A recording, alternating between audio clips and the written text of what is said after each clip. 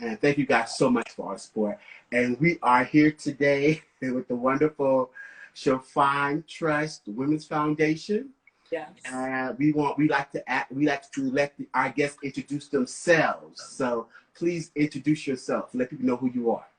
Well, thank you for that. And thank you for that wonderful introduction, even before I came on. And thank you for the great work that you do to give those in the community who are doing things a platform to talk about some of the things that they're doing. There are many great people that are doing work all over the world. So I'm honored that you selected me as one of them to speak today. My name is Phyllis Everett. I am the CEO and founder of Saffron Trust Women's Foundation, located in Austin, Texas. And our organization is one that looks to reduce socioeconomic disparities because what we try to do and what we focus on and what we advocate for is for reducing the negative health outcomes when it comes to women of color in the community. So thank you.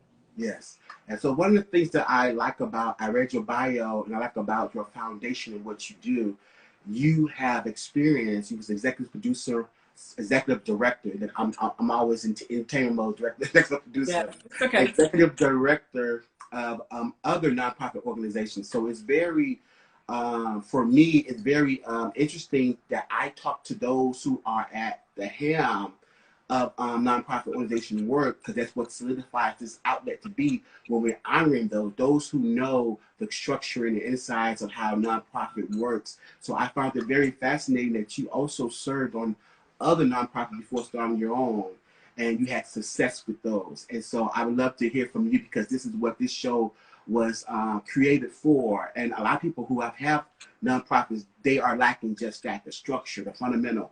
How do I become a successful nonprofit organization? So I was so eager to have you on. The more and more I read your bio, I was like, oh my God, this is what we need her here. And so please tell us, how did you get started with found the foundation that you started? I moved here. I'm in Austin, Texas, but I relocated here about 4.5 years ago from New York City. And I happen to be African American, as you can see, and I was a single mom. I still am a single mom, but my children are grown.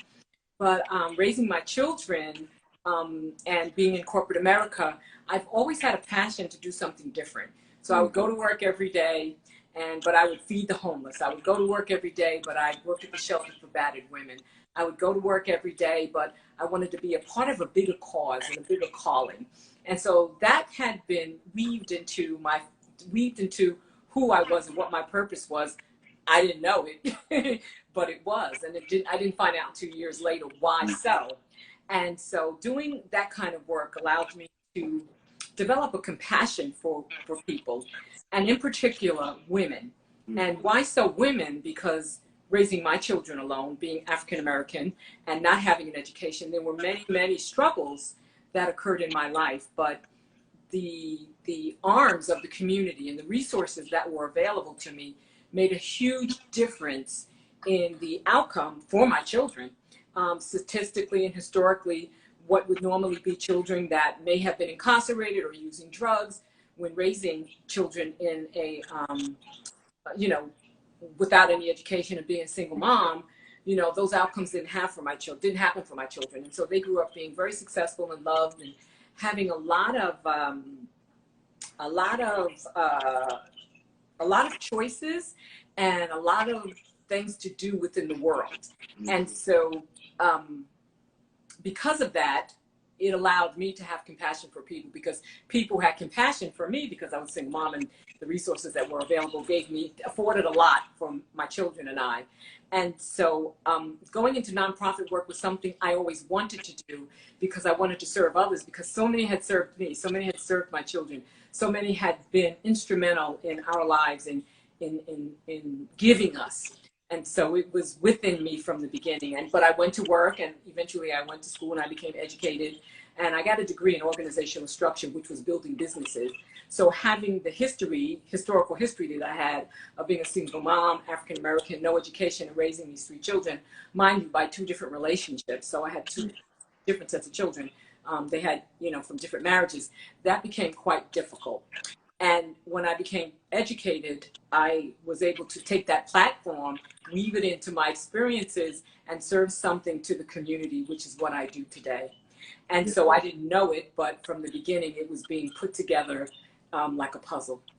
Yeah, like they say, everything that we go through, we're Yes. going to use it in our purpose. So that's really well said and organic the way you described it.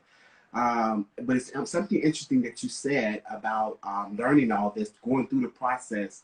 When we think of government subsidies and government assistance help, isn't it geared towards women and children? So explain to me some of the challenges, although some services exist and primarily exist for women with children, what was still some of the challenges that you've seen that was happening around the service you had a hard time getting? Well, in order to get service from anybody or anywhere, you always have to tell somebody your story, how difficult it is. So you can be empowered and you could be creative, but in order to get something, you got to tell somebody a hard story in order for them to give it to you. So it almost seems like you're not really living your full self, or you have to demean yourself in order to get a piece of something. And if you get a little bit more of something to help you catapult you to another level, then the services that you're getting are taken away. So you fall a little.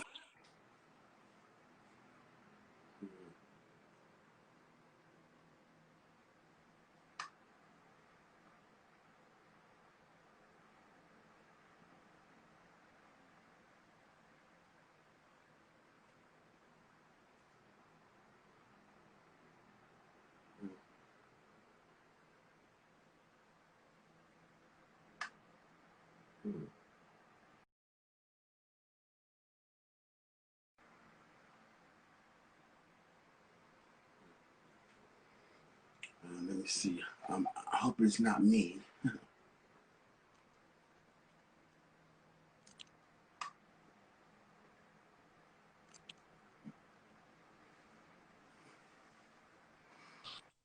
Yes. Technology. No, Hello, welcome back. that's the internet.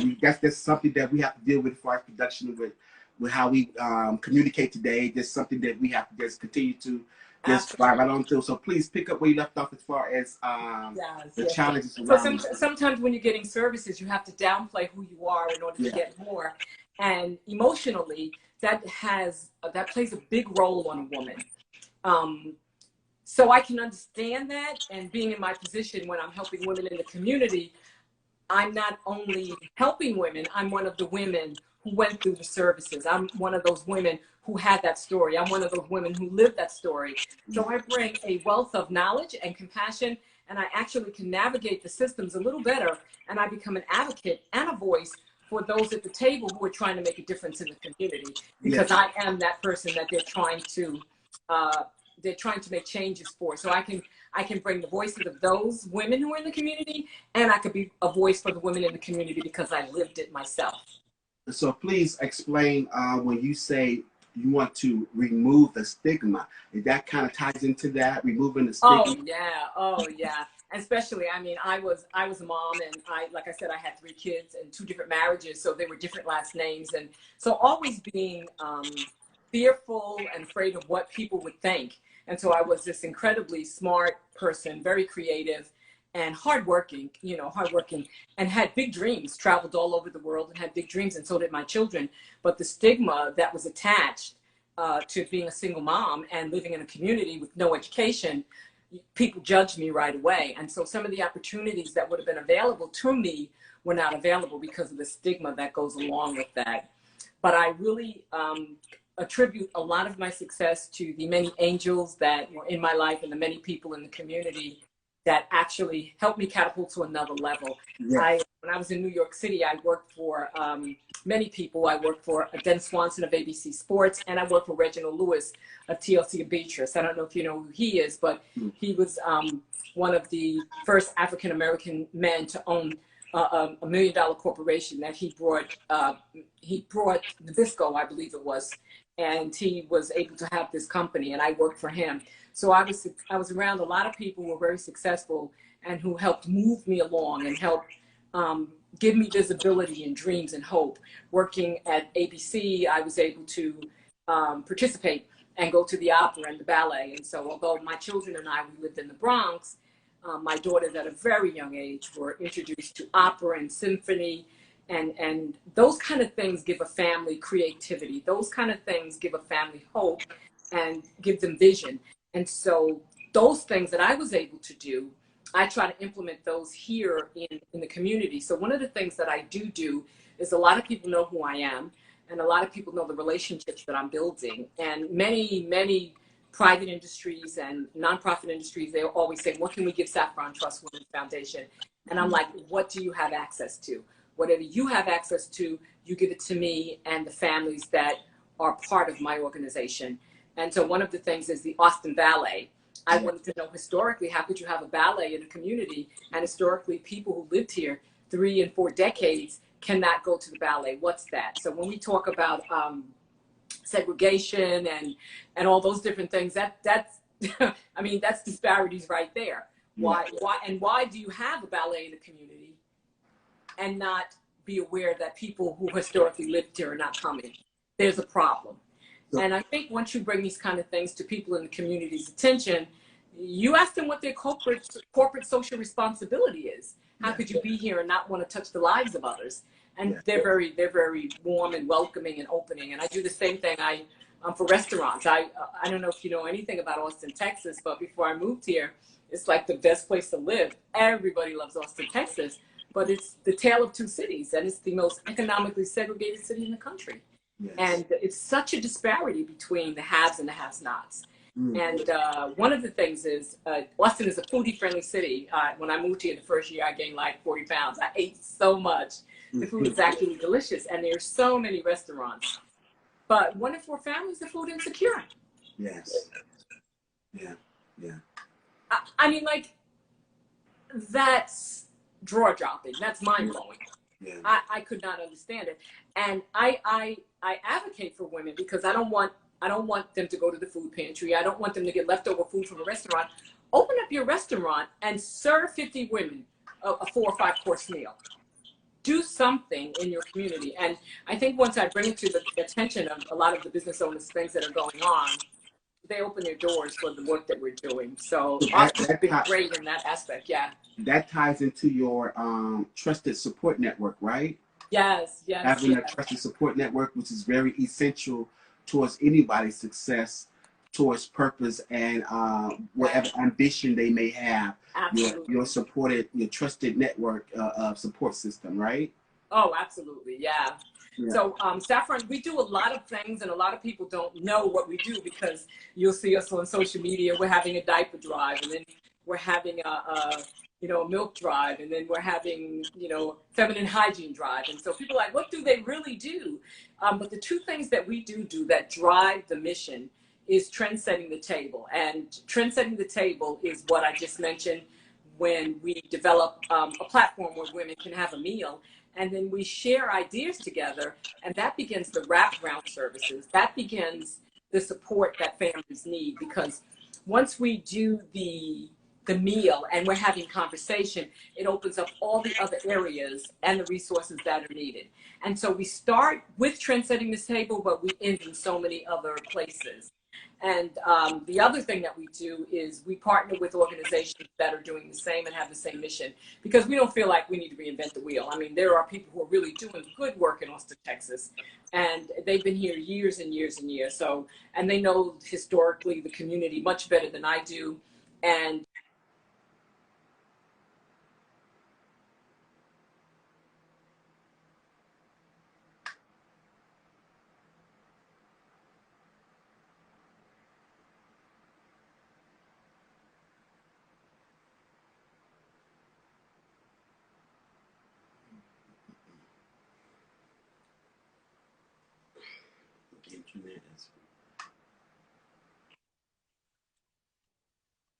once I lose signal, it kind of goes out. So if you guys see me kind of put my hand there, sorry about that. That's what we got to do to keep it going. So please explain some of the challenges that you have, because I know being in the rural area, Austin is the city, but still being somewhere in Texas, seemingly remote. What are some of the challenges Saffron Trust have? Some of the challenges we have is the gentrification. So they're moving a lot of the historical families, you know, into areas that are food deserts or food swamps. So I don't know if you're familiar with those terms, but a food desert is, you know, living in a community where there are no sidewalks and it's hard to really get around because a lot of people don't have cars. They've lost their driver's license because they may have a record. But it takes a little bit more than 2 miles to get to a decent grocery store to get fresh produce. And a food swamp is just when they move you to an area that's just saturated with fast food restaurants. You find Whataburger and Wendy's and McDonald's everywhere you go. And so the health disparities that we're facing come from the allostatic load, which is the stressors that are placed upon women of color, and the stresses never let up. It's almost like putting the brakes on the car. You need them to stop, but you know, when you can go, you ease up on the brakes and you keep going. But when we talk about the allostatic load, it's like a constant stressor or a constant brake that's grinding at you, and it never lets up. And then you deal with the health issue when it comes to food and healthy eating. It just catapults into so many other areas of healthcare, and such disparities when it comes to women of color, being healthy.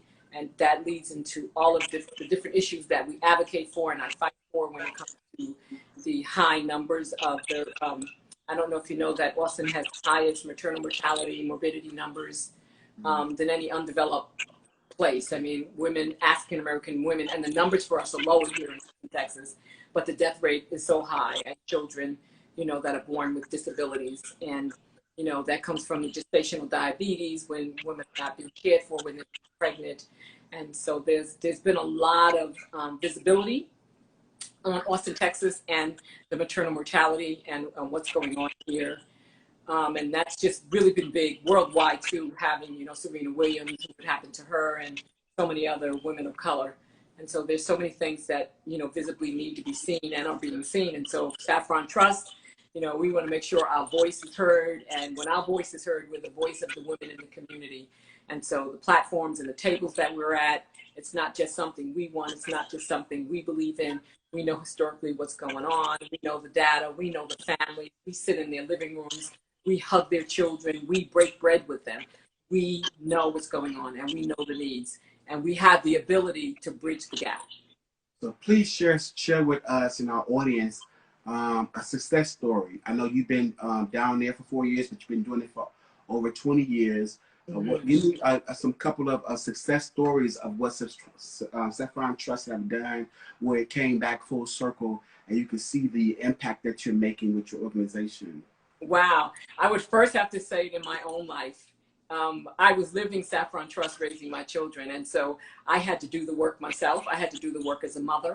I had to emotionally make sure that I was equipped by getting therapy and making sure that there was therapy in my life. I had to make sure that there were resources for my children. They didn't have their father at home. And so they were raised without a father. And so first and foremost, my immediate family and my immediate circle, with a lot of pain and struggle, so it wasn't effortlessly. I had written a book, and my children do a lot of writing about their stories growing up, with a single mom and being African American. And so in my own life, one of the success stories is my children, my daughters.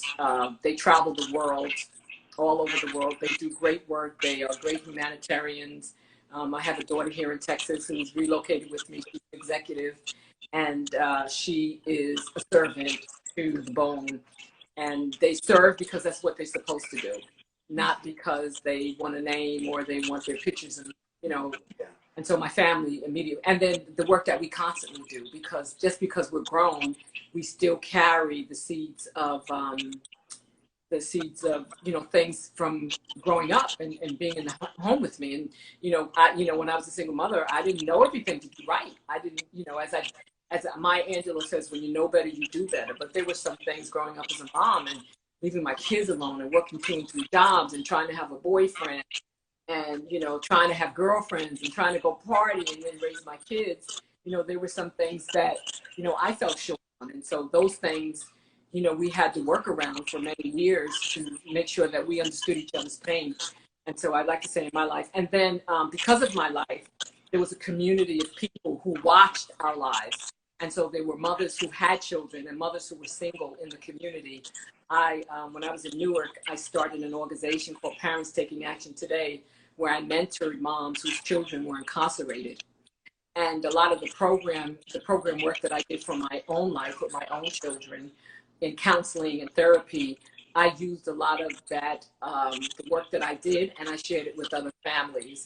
And there were many children who are on my social media page who, you know, Miss Everett, thank you for coming into my life. I've got my master's degree. I'm going for my PhD.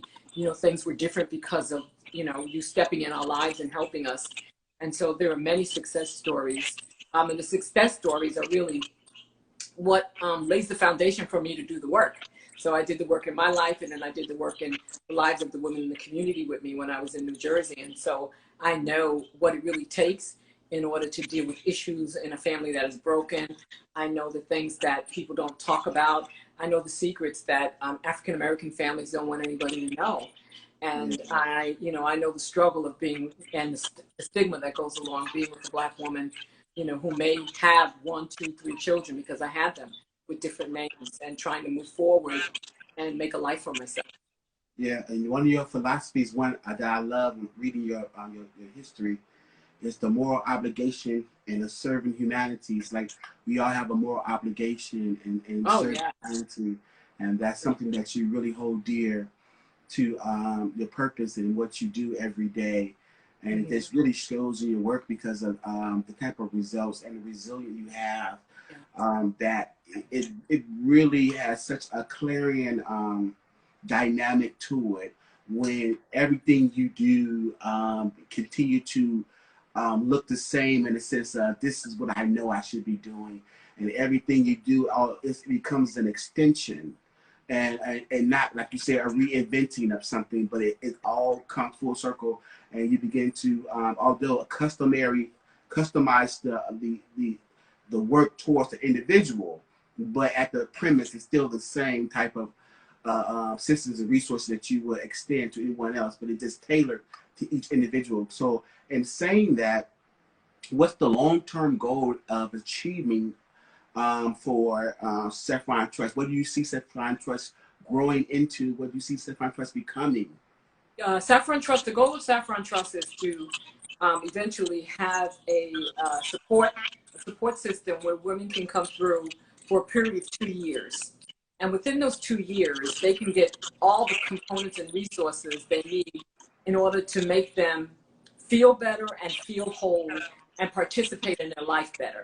And so I think about my daughter, who I told you about, that lives in Texas, when originally a year and a half ago, I was telling her about Saffron Trust and what I wanted to do when we were sitting at Whole Foods, and I was just so excited. And I was like, and I want to do this, and I want to do this. She said, Mom, calm down. She said, I need you to go home and close your eyes. She says, because everybody has great ideas. Everybody's passionate about something. I said, what do you want this thing to look like? She said, don't answer me now. She said, go home, think about it, and let's have coffee in a week or so. And I tell you, I came home and I was like, you know, I thought about what I wanted it to look like. I thought about the programs I wanted to have.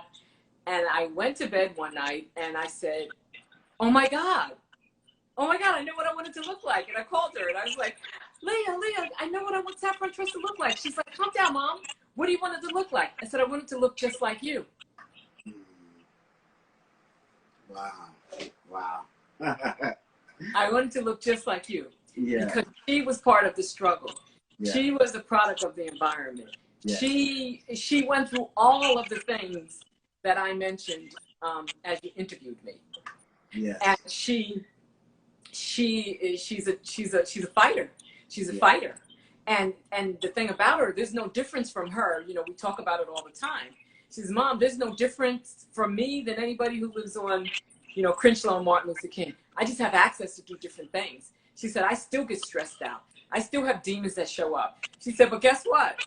I could take sick leave and go to Fuji and get a cucumber wax, you know? And so we think about having access, what that looks like for your life. So all of us have the same emotions. All of us have the same drama. Everybody has pretty much the same skeletons that come out the closet at night that you're trying to slay wherever they're going. You know, but when you have access, you can fight a little different. You can fight a little better. You can have a better outcome. And so that's what Saffron Trust is all about. Allowing people to have more choices and a better outcome, not taking away your struggle, helping you manage it through it, not taking away the things you love to eat, but learn to eat it in moderation and educate you on what's happening to you. Tell you about the stress load and the allostatic load, which you've probably never heard about before. But even though you are doing everything that you need to do, you know, what this allostatic load is doing to you. And when you get 40, 50, or 60, and your blood pressure is so high, you don't know how it happened, it was because those stressors at work, those stressors with the children, the secrets that you're keeping that you don't want to tell your life coach or your best friend, things that happen in childhood, stuff that's going on with your family. Learn to get the tools to manage yourself through that so that you can have a better outcome. Not that it alleviates all those things or gets rid of them. They're still there. I still have all the same issues I had when, you know, 40 years ago. I just know how to deal with them differently. I know how to laugh out loud. I know how to tell my story and not hold on to it. I have no shame about anything because it's all a part of life. And how do we get to that point? And so just helping, you know, people deal with those things. I had a secret that I never told anyone. And that was that I was illegitimate. My mother had an affair with a man across town, and I was his child. And I wasn't a liar. I never lied about it. But by default, I never told anyone. And so by default, I lied about my life because people said, "Oh, where do you come from?" I said, "Oh, my mom is this and my dad is that." Because I carried this enormous amount of shame from this man who lived across town who cheated on his wife and this child, which was me. And so as I began to do my life work, and this thing began to unfold, and my friends who didn't even know, I don't think I told anyone until I was 50 years old, but how it just allowed me to live my life in a more authentic way. And when I was able to live my life like that, other women were able to do the same. Mm. And people just don't tell you the things of shame, the wall of shame they carry. They don't, you know, they don't have honest dialogue about it. And it just keeps you in this locked place that only going a little deeper can allow you to live that, you know, the way that you need to live. And so my secret didn't go away. My story is still the same, but yeah. I can tell it and laugh about it. And especially when they're iniquities too, because yes. It wasn't your shame to carry the beginning. It was, if you want to call it that, or whatever, whatever happened with your mom and the man. It wasn't even yours to begin with, but somehow you carried it. You know what I'm saying? The shame of our parents or what have you, and the iniquities, generational shame. Generation. You know? Yeah, and that needs to be broken and addressed. And a lot of us suffer in silence, often too much. And I'm just so excited about the wonderful work you're doing. I was so excited to have you on.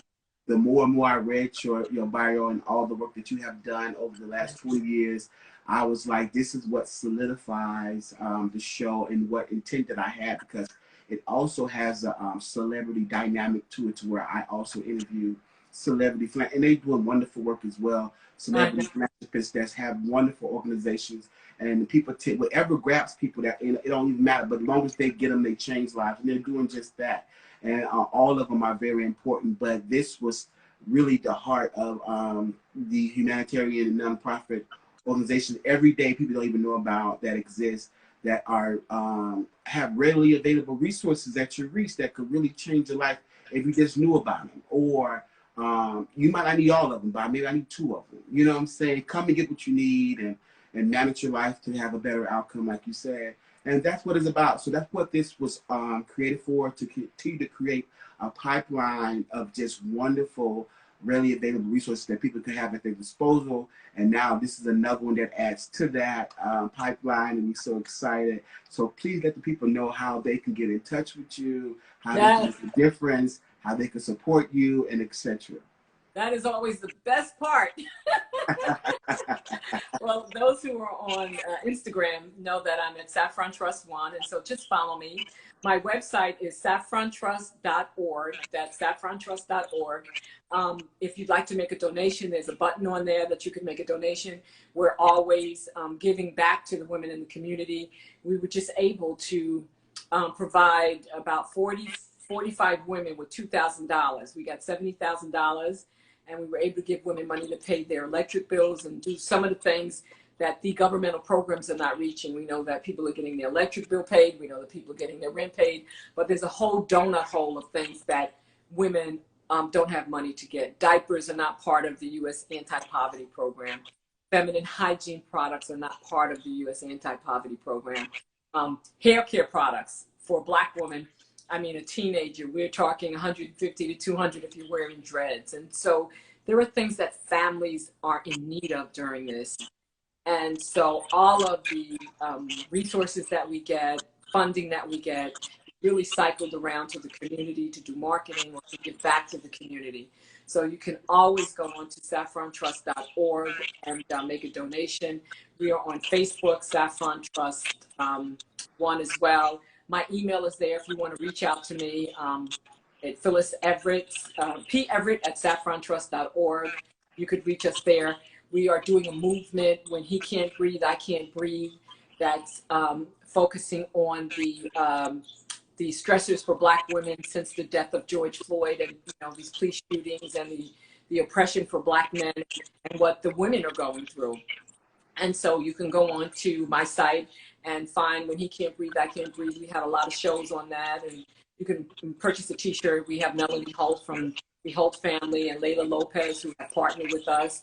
And so that's just making a lot of visibility in the community about the things that are going on with women of color all over, not just in Austin, Texas, but all over. And so, again, you can contact me there. And so, we're just really grateful any kind of way, any kind of donation. We need help. If people could help out with social media, that's always good. So we need help in any area. Again, you can email me and I could give you a list of things. But thank you for giving me that space to say that. Yes. And those of you who do feel that the organization has touched your heart and you want to do something, we're grateful, we're honored. So saffrontrust.org again, saffrontrust.org. Thank you guys so much for tuning in to another interview with King Simon Entertainment and Philanthropy at its best platform, where we honor, celebrate humanitarians. And today was no exception. We have a wonderful, great foundation, Saffron Trust, Women's Foundation, doing wonderful work. Definitely reach out, support, and continue to share. Connect with us in KingSimonEntertainment.tv. Connect with us on all social media platforms, King Simon Entertainment Company, as well as YouTube, James Playline, and of course support us directly with Venmo, Zelle, Cash App, and continue to keep this going. All donations greatly appreciated. Please continue to get involved and make a difference. We cannot be what we are without people like you, Miss Phyllis, that's doing wonderful work and that is just really, really changing lives. And the most you would think it would be, obvious, but I'm telling you, it really takes someone with the heart for the people to really be committed to doing things that no one, desire to do. But it's like, it's a bigger than you. When you understand it's bigger than you, because people got their own lives and we so inundated with our own lives and our own drama, who have time to think about someone else. But that is what it's all about. When you have made other people's lives your purpose, that's when your life really becomes fulfilled. And that's the secret, and people don't get it. But I'm so glad that you do, and I'm so excited to celebrate you today and add you to our wonderful list of humanitarians, Saffron Trust Women. I'm so excited because this is everything about you is what we're about, and I'm just keep up the good work and just be encouraged and continue to make a difference. And thank you so much for coming on. And we're going to stay in contact and stay in touch. And have a great rest of your day, guys. Thank you guys so much for joining us. See you next time. Okay. Thank you.